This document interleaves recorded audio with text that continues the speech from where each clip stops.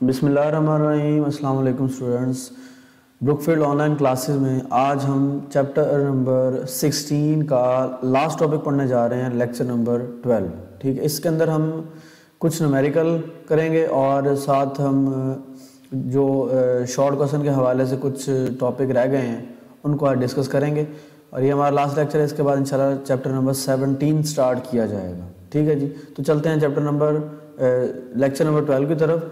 तो इसमें numerical number 6 रह गया, 9 रह गया और 10 रह गया। बाकी न्यूमेरिकल हमने कर लिए थे और एक न्यूमेरिकल सिर्फ आप लोगों को असाइनमेंट के लिए दिया था मैंने। तो क्वेश्चन न्यूमेरिकल नंबर 6 में आ जाते हैं। ये बड़ा इंपॉर्टेंट न्यूमेरिकल है और ये लॉन्ग में इसके आने के चांसेस ज़्यादा होते हैं क्योंकि शॉर्ट स्टेटमेंट है और इसके अंदर इसका सोल्यूशन बहुत बड़ा है। A 10 millihenry 20 ohm coil is connected across a 240 volt and 180 by pi hertz source. How much power does it dissipate? उसने कहा है कि अगर आपके पास एक कॉयल हो जिसकी इंडक्टेंस उसने बता दी है, ठीक है जी, और उसकी जो रेजिस्टेंस, एक सर्किट है जिसके अंदर एक इंडक्टर लगा हुआ है जिसकी इंडक्टेंस बताई है, एक रेजिस्टेंस लगी हुई है जिसकी रेजिस्टेंस उसने बताई हुई है 20 ओम है, और उसके साथ जो पोटेंशियल हमने प्रोवाइड किया है उसको एसी सोर्स वाला वो 240 और उसकी जो फ्रीक्वेंसी है 180 बाई पाई हर्ट्ज है। अब बताएं कि कितनी पावर उसके अंदर डेसिपेट हो रही है।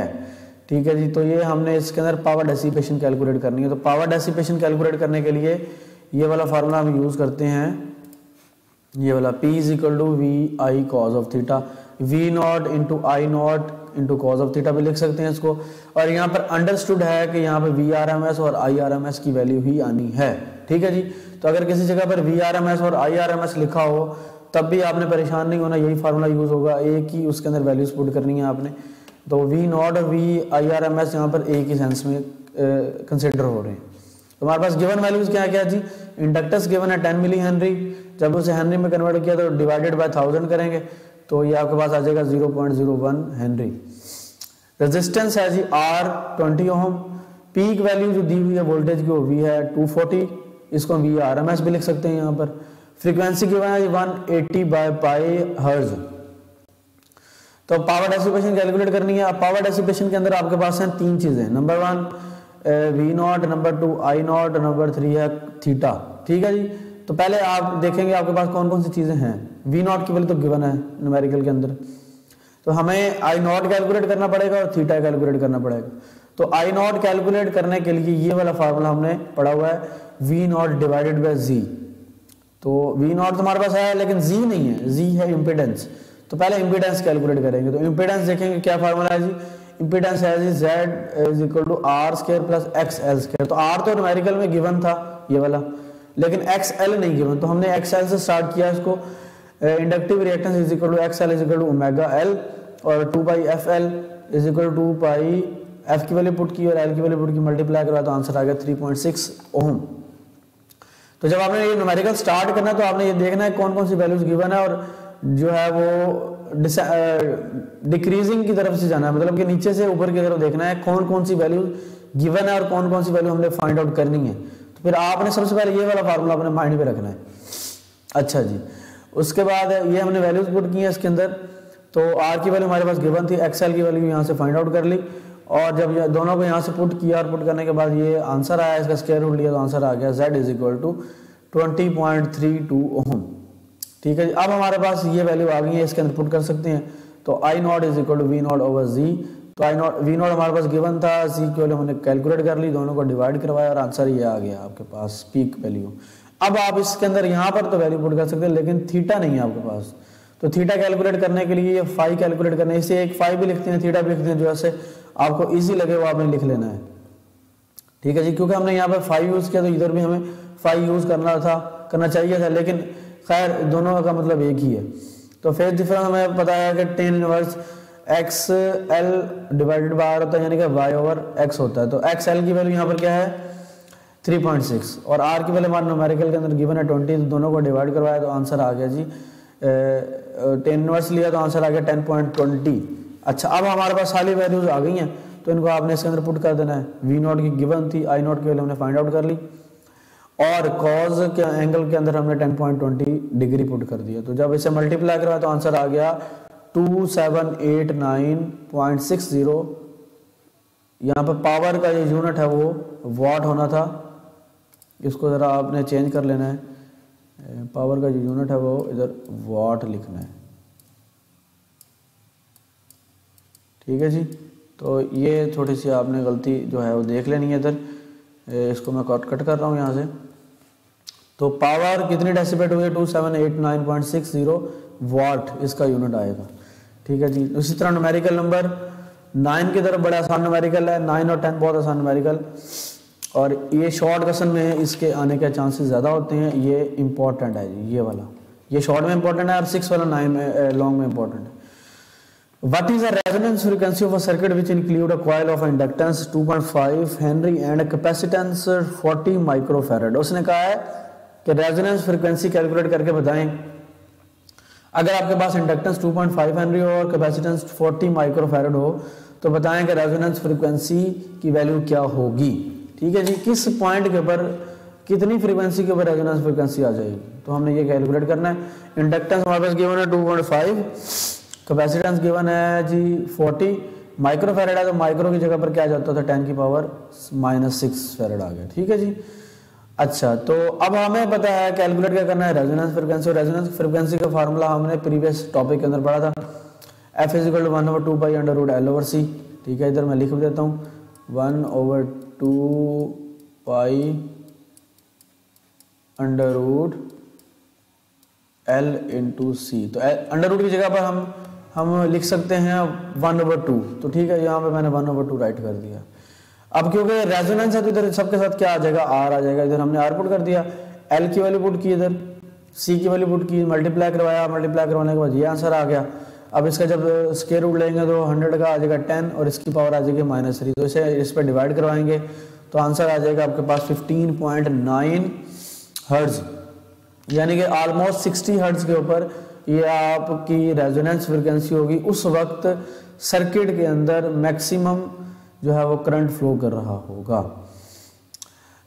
न्यूमेरिकल नंबर 10 बड़ा इंपॉर्टेंट है ये, क्योंकि इसमें कोई एक भी वो पूछ सकता है, इसके अंदर वो क्या ना MCQ टाइप भी वो पूछ सकता है इसको, क्योंकि 2 पार्ट हैं इसके और इसमें एक वो MCQ के लिए भी पूछ सकता है, या दोनों पूछ लेगा और इसमें कहेगा मैक्सिमम वैल्यू किसकी है और मिनिमम किसकी है, तो फिर आपको कैलकुलेशन करने के बाद भी ये सारी चीज़ें पता लग जाएंगी।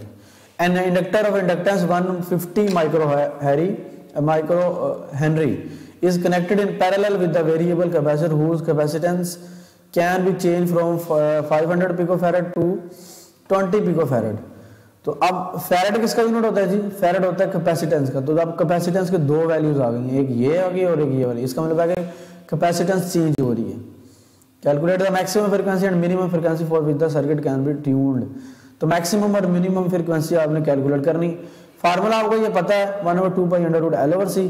अगर तो C की वैल्यू बढ़ेगी तो F की वैल्यू कम होगी, क्योंकि इन्वर्सली प्रोपोर्शनल है, और अगर C की वैल्यू कम हो रही है तो F की वैल्यू बढ़ना शुरू हो जाएगी।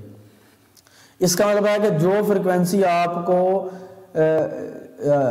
जो कैपेसिटेंस की वैल्यू ज़्यादा है, यानी कि इसमें ये वाली कैपेसिटेंस की वैल्यू ज़्यादा है, तो इसमें जो क्या नाम है आपके पास वैल्यू कम आएगी, और ये वाली जो है इसके ऊपर वैल्यू ज़्यादा आएगी। चलो इसको कैलकुलेशन के अंदर देख लेते हैं, ज़्यादा बात क्लियर हो जाएगी।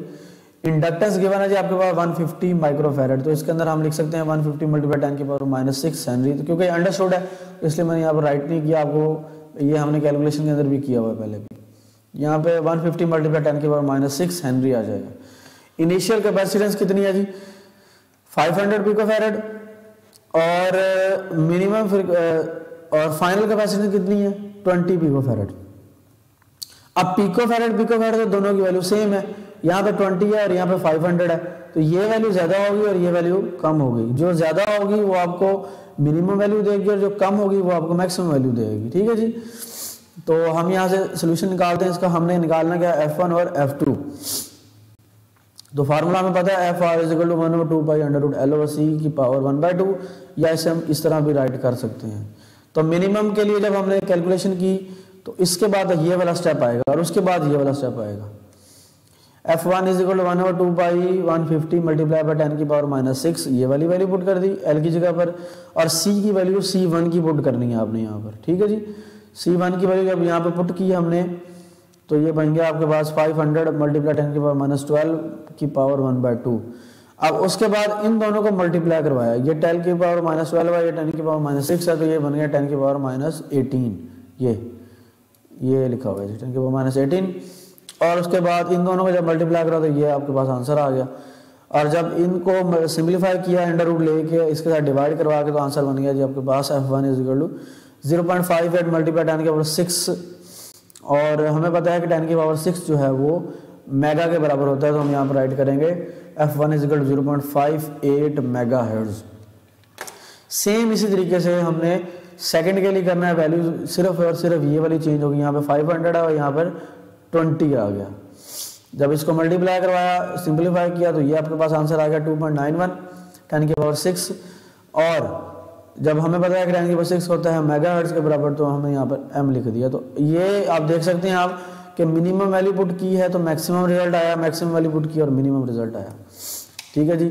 इसी तरह 3 फेज एसी सप्लाई और इसके बाद इलेक्ट्रोमैग्नेटिक वेव्स, ये दो छोटे छोटे शॉर्ट जो है वो कंसेप्ट हमने समझने हैं।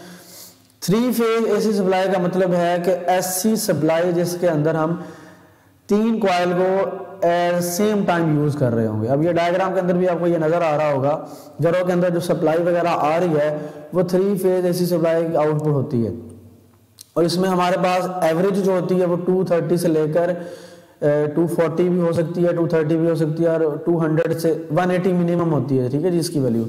अब ये आपको डायग्राम के अंदर नजर आ रहा है कि इसके 4 टर्मिनल हैं, A, B, C और D। ठीक है, इसमें क्या होगा जी, A, B, C ये 3 तो एक जगह पे कॉमन हो जाएंगे। इसका जो चौथा टर्मिनल होगा वो उसको हम एक न्यूट्रल टर्मिनल कंसीडर कर लेंगे। अब ये देखिए A टर्मिनल, एक कॉइल है, इसके 2 हिस्से बनेंगे 1 और 2। B टर्मिनल के 2 हिस्से बन गए 1 और 2, इन दोनों को कॉमन कर लिया। C टर्मिनल के 2 हिस्से बन गए 1 और 2।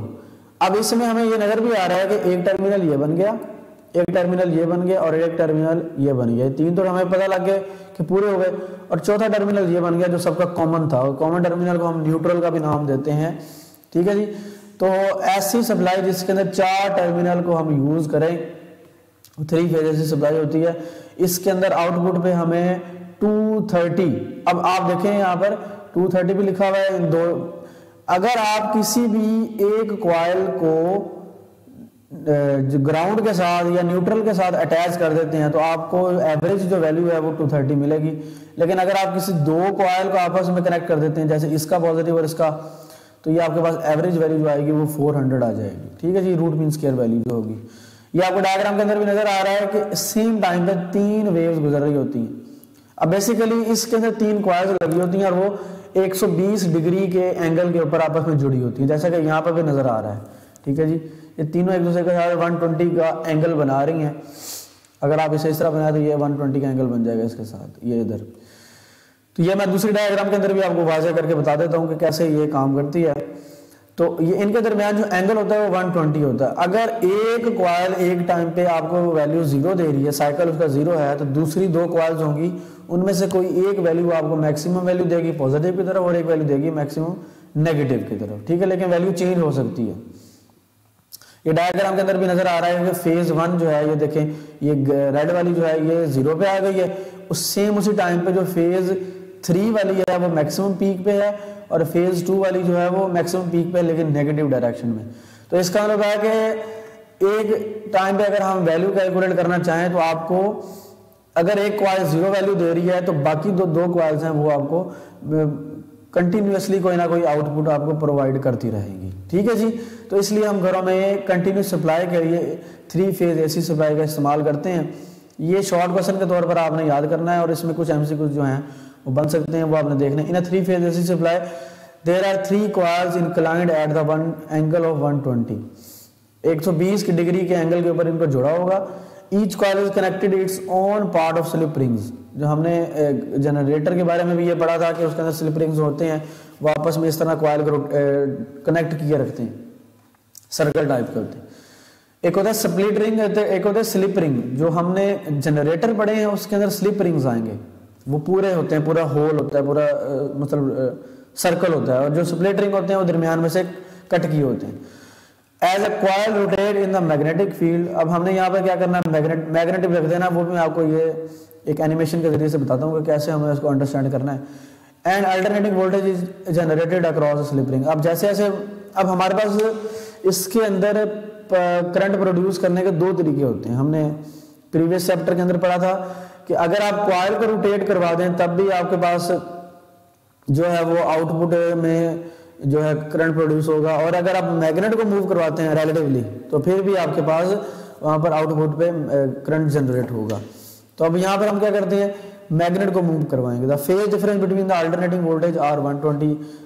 ठीक है जी, हमने ये बात पढ़ ली है कि एक दो कॉइल के दरमियान तीन या दो, इनमें से किसी भी दो के दरमियान जो एंगल बनता है वो कितना है 120। तो फेज डिफरेंस कितना हो जाएगा 120। यहाँ पर देखें आप, ये इस जगह पर देखें, अगर ये पॉइंट है जी, इस जगह पर अगर ये वैल्यू 0 शो कर रही है तो इस जगह पर ये वैल्यू जो होगी ये कुछ ना कुछ पीक से आगे जाके हमें वैल्यू देगी। अगर एग्जैक्ट पीक पे नहीं आएगी, पीक से आगे वैल्यू देगी हमें।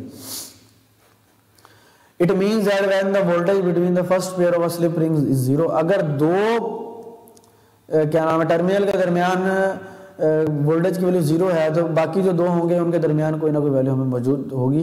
The voltage across second pair of the slip ring is 1 V not हो जाएगी इसके अंदर। तो voltage across the slip ring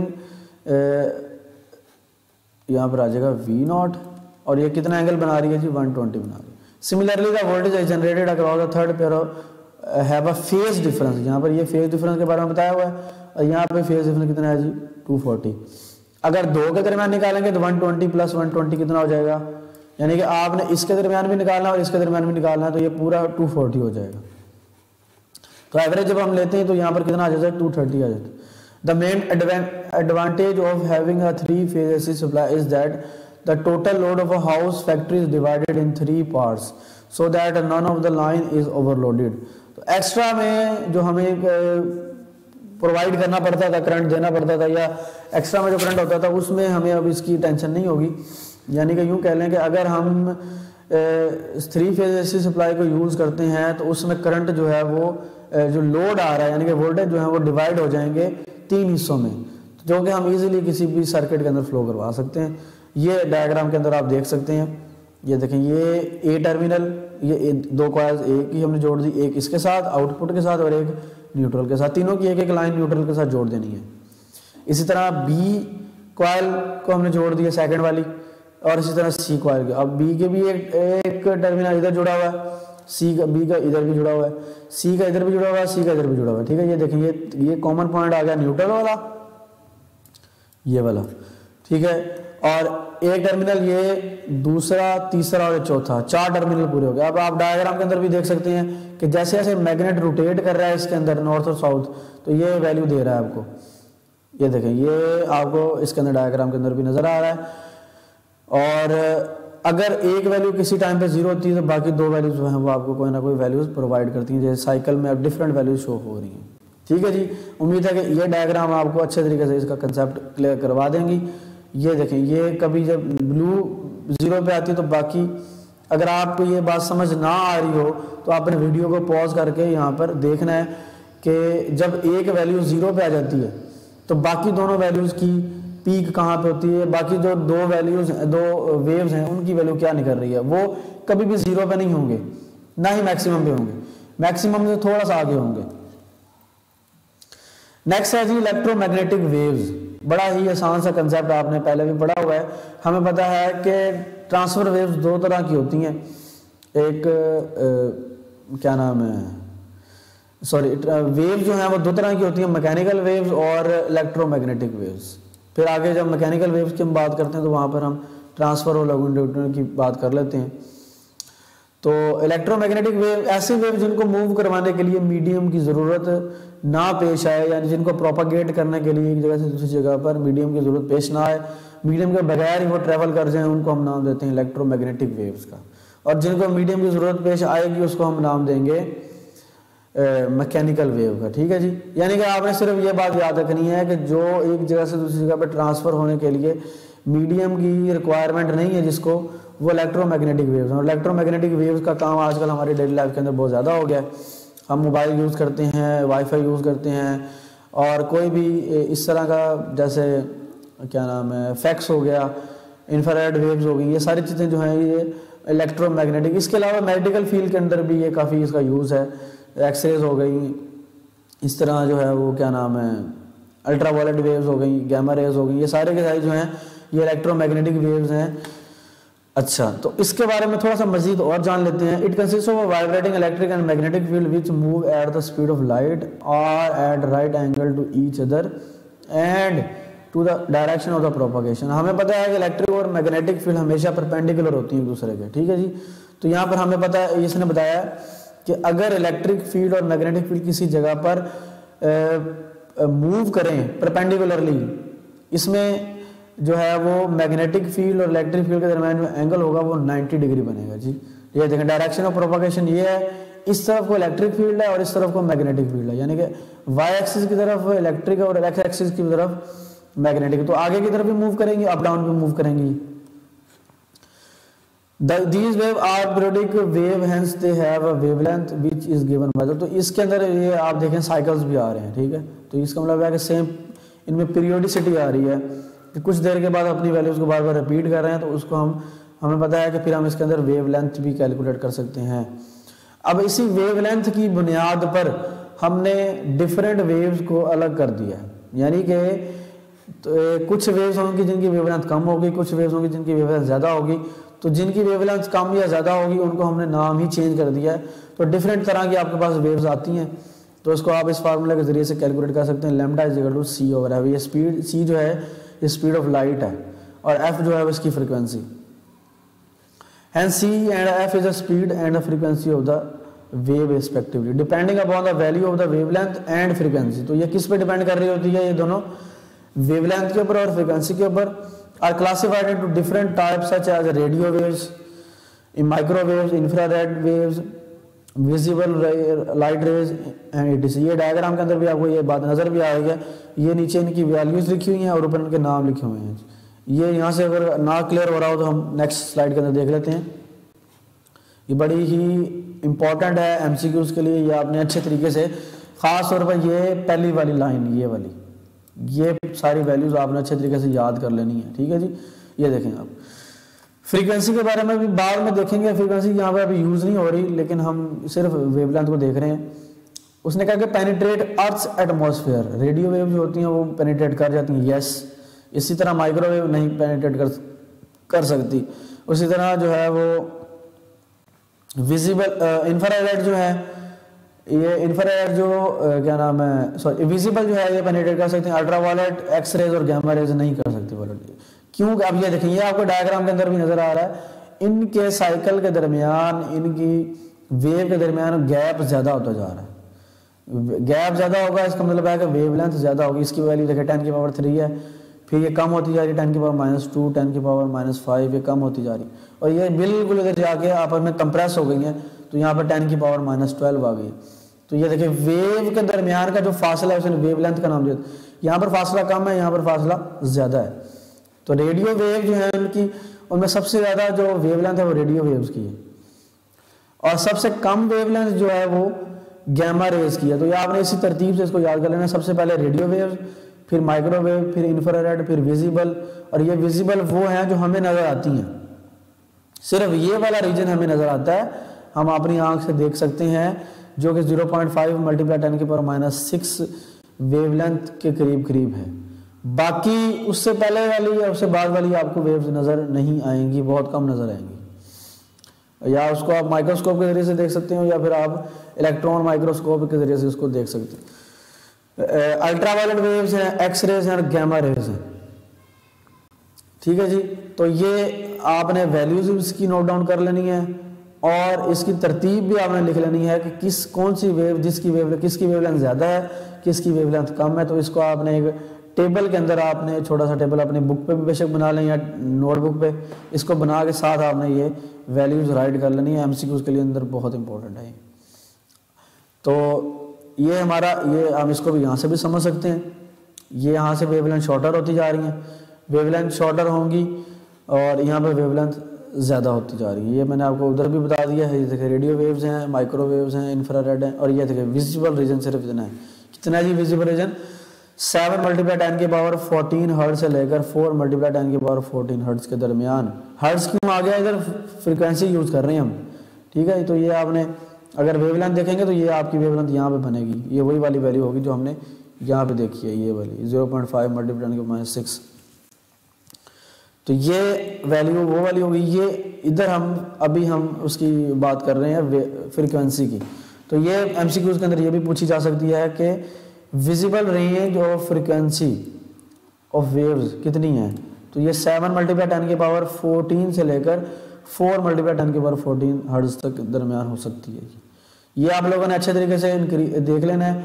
अच्छा, ये बात आप लोगों ने याद कर लेनी है कि वेवलेंथ कम होती जाएगी तो एनर्जी इंक्रीज करेगी, वेवलेंथ डिक्रीज करेगी तो एनर्जी कम होती जाएगी, यानी कि ये दोनों डायरेक्टली प्रोपोर्शनल है। ठीक होगी बात। और अगर वेवलेंथ और फ्रीक्वेंसी इनवर्सली प्रोपोर्शनल होती है और वेवलेंथ और एनर्जी डायरेक्टली प्रोपोर्शनल, ये बात भी एमसीक्यूज के अंदर पूछी जाती है। और हमने इसके बाद 2-3 टॉपिक जो है आखिरी 19वां 20वां उसके अंदर भी ये बात हमने पढ़नी है। तो आप पहले से इसको अंडरस्टैंड कर लो कि वेवलेंथ कम होगी तो फ्रीक्वेंसी बढ़ेगी इनवर्सली, और अगर वेवलेंथ ज्यादा होगी तो फ्रीक्वेंसी कम होगी। ठीक है जी। और इसी तरह अगर वेवलेंथ जो है वो कम होती है तो एनर्जी इंक्रीज करेगी। शॉर्टर वेवलेंथ की तरफ एनर्जी इंक्रीज करती है, लॉन्गर वेवलेंथ की तरफ एनर्जी डिक्रीज करती है। जैसे जैसे आप शॉर्टर वेवलेंथ की तरफ जाते जाएंगे एनर्जी बढ़ती जाएगी, यानी कि ये दोनों एनर्जी और फ्रीक्वेंसी ये दोनों डायरेक्टली प्रोपोर्शनल है और बाकी वेवलेंथ इन दोनों के साथ इनवर्सली प्रोपोर्शनल है। तो ये हमारा जी था चैप्टर नंबर 16। ये हमने 2 शॉर्ट कंसेप्ट इसके अंदर समझे हैं और इंशाल्लाह लेक्चर नंबर 13 के अंदर अब हम चैप्टर नंबर 17 स्टार्ट करेंगे और उम्मीद है कि ये चैप्टर आपका जल्दी ख़त्म हो जाएगा क्योंकि ये शॉर्ट चैप्टर है और इसमें 3 से 4 जो है इंपॉर्टेंट शॉर्ट लॉन्ग क्वेश्चन आएंगे और ये बड़ा इंपॉर्टेंट इसमें जो है वो एक आधा शॉर्ट न्यूमेरिकल जो है वो आ जाता है, लेकिन इसको आपने लॉन्ग क्वेश्चन के तौर पर करना है चैप्टर को जो नेक्स्ट हम पढ़ेंगे। उतनी देर तक अपना ख्याल रखिएगा, बुक पढ़ते रहिएगा। किसी किस्म का कोई मसला हो तो आपने बताना है, इंशाल्लाह उसको हल करेंगे और अपना जो है वो टेस्ट की प्रिपरेशन साथ साथ करते जाएं ताकि बाद में किसी किस्म की परेशानी ना हो आप। ठीक है जी, अल्लाह हाफ़िज़।